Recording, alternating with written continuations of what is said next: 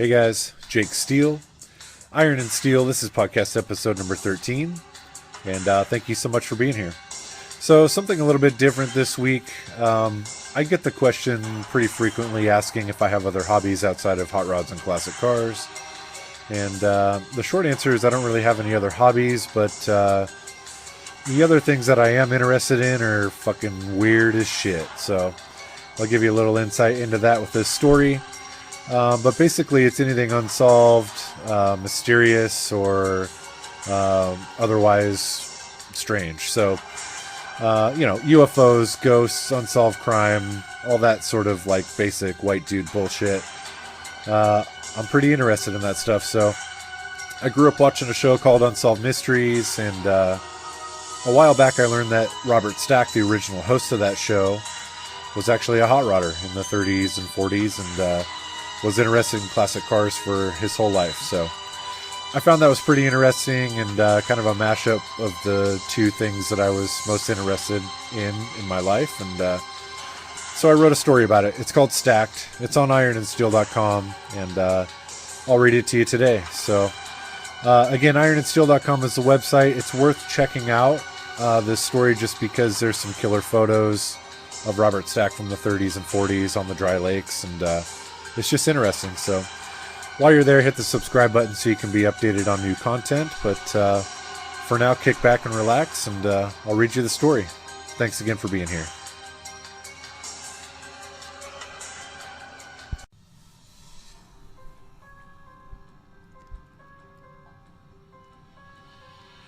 I can hear it now, literally.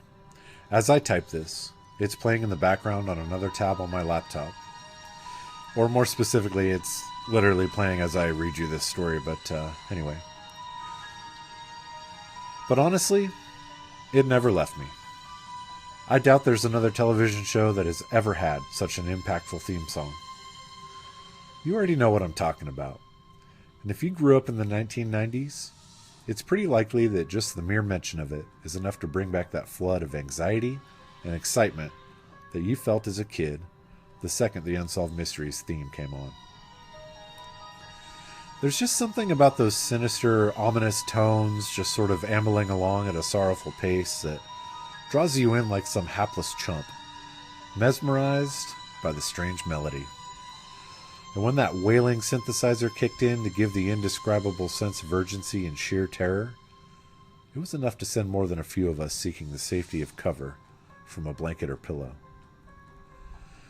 And when that was all over with, it somehow got worse. The deep, thundering voice of a stoic man in a trench coat standing on a dark street in a cloud of misty fog, staring through you with a sideways smirk and saying shit like this. Ghosts, specters, menacing, shadowy apparitions that shock and terrorize the unsuspecting. Are the spirits of the dead really capable of seeking vengeance from the living? Give me a fucking break. For a little kid, it was enough to make you shit a brick. And if I'm honest, I still get chills when I hear that song. It was definitely a key part of the soundtrack of my youth. I loved it then, and honestly, I love it now. So imagine my surprise when I found out that the man who played such a prominent role in my childhood was, in real life, interested in my greatest passion. Hot rods. Now, the man in question is, of course, Robert Stack. And while you may remember him from Unsolved Mysteries, which he hosted from 1987 until 2002, our buddy Bob actually had a long-running cinematic career spanning from the 1930s until his death in 2003. But all the while, he secretly had grease under his nails. You see, in addition to acting, Stack was, from an early age, interested in going fast. His father passed away when he was just 9 years old, leaving an enormous void in his life. This void, however, was quickly filled by family friend and movie star Clark Gable. Now, With the, quote, king of Hollywood as his surrogate father, young Stack soon found himself rubbing elbows with the most powerful, influential, and wealthiest members of Hollywood's elite. And a favorite pastime of those stars was, you guessed it, cars.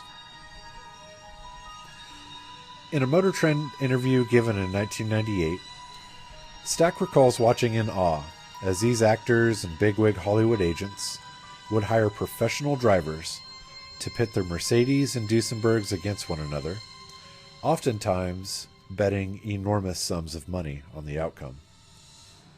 For a barely double-digit Robert Stack, it left an instant and lasting impression. But it would be a chance encounter with ace mechanic and race car driver Al Jepson that pushed Stack's interest in speed into a full-blown obsession. This meeting eventually led to the creation of a wicked Model A Roadster, sporting a Krager overhead valve-equipped Model B motor, with Winfield carbs and a nasty Winfield cam. Impressively built and purportedly sporting an unbelievable 13-to-1 compression ratio on 100 octane and methanol, the Roadster, piloted by Robert Stack, raced to an impressive 115 miles an hour on the dry lakes in 1938. Just a little bit later, Stack would find himself a champion hydroplane boat racer, piloting the first three-point hull on the west coast to victory again and again with an Al Jepson-built flathead V8. Oh, and all the while, he also happened to be an expert marksman, and eventually became a world record-holding Olympic skeet shooter. Now, before long, Bob's acting career took the lead role in his life, and cars took somewhat of a back seat. 2 puns in a row. How do you like that?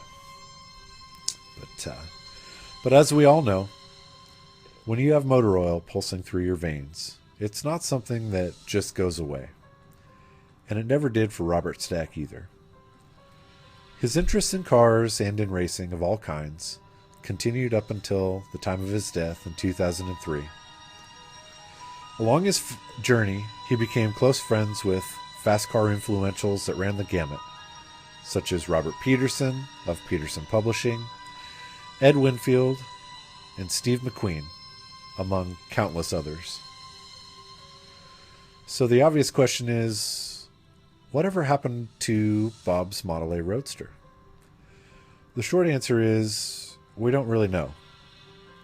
It was a very distinctive car, having the rear wheel well opening smoothed, a chopped and heavily leaned back windshield, 32 commercial grille, and an exhaust pipe that ran all the way down the passenger side of the car. Despite this, after Stack had his fun with it on the dry lakes, it was sold off, and as far as we know, never seen again. A sort of fitting non-ending. Some might say, an unsolved mystery.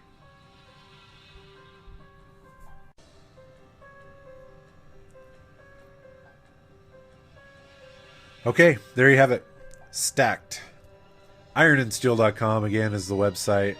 That story is on there with photos. There's some pretty cool old photos of Robert Stack with this car on the dry lakes, and him with Clark Gable, and just all sorts of cool old photos that I was able to dig up. And it's interesting. You know, you would never guess that, the spooky guy from that TV show from your childhood would be a sort of a dyed-in-the-wool hot rod guy in the 30s and 40s. And so anyway, I thought it was impressive and interesting. Maybe you don't. I don't give a shit. It is what it is. IronandSteel.com is the website. Again, hop over there, punch in your email address, and hit subscribe so you can be kept up to date when there's new pointless bullshit stories like that to read.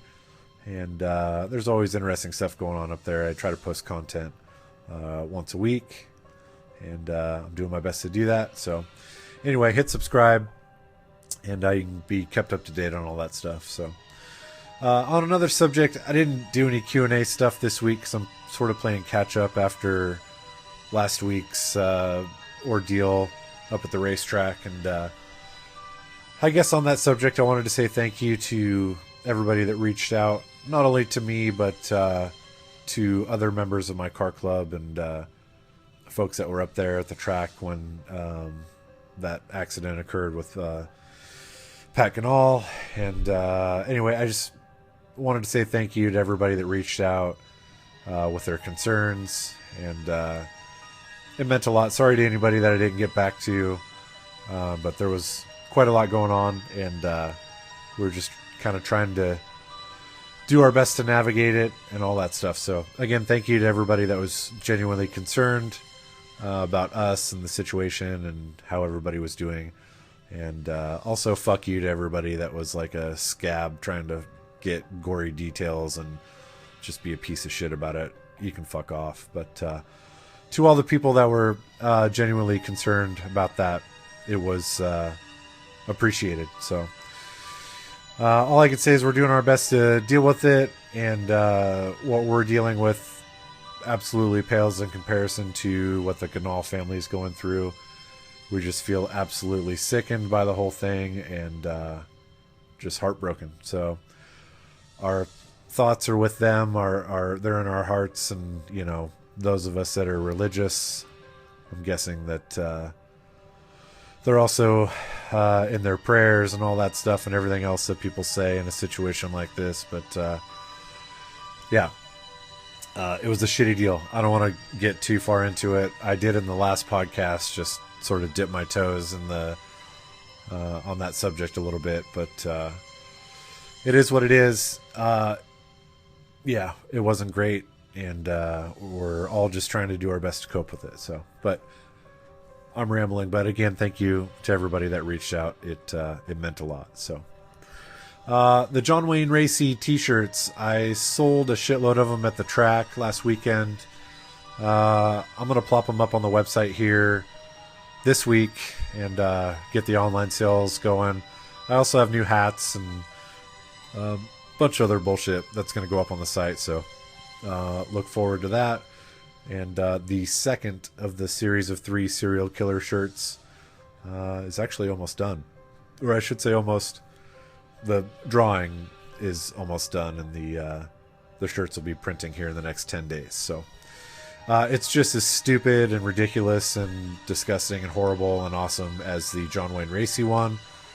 And you'll have to wait and see what that looks like, but I'm excited for it. So again, the John Wayne Racy shirts will be available in the next few days on the website, and the next one's coming down the chute after that. So thanks to everybody that asked questions. Thank you to everybody that was at the track that bought the shit out of those shirts.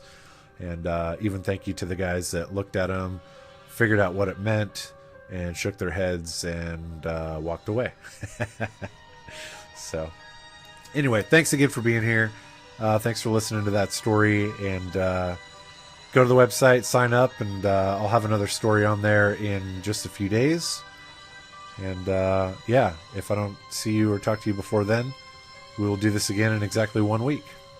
Thanks again for being here.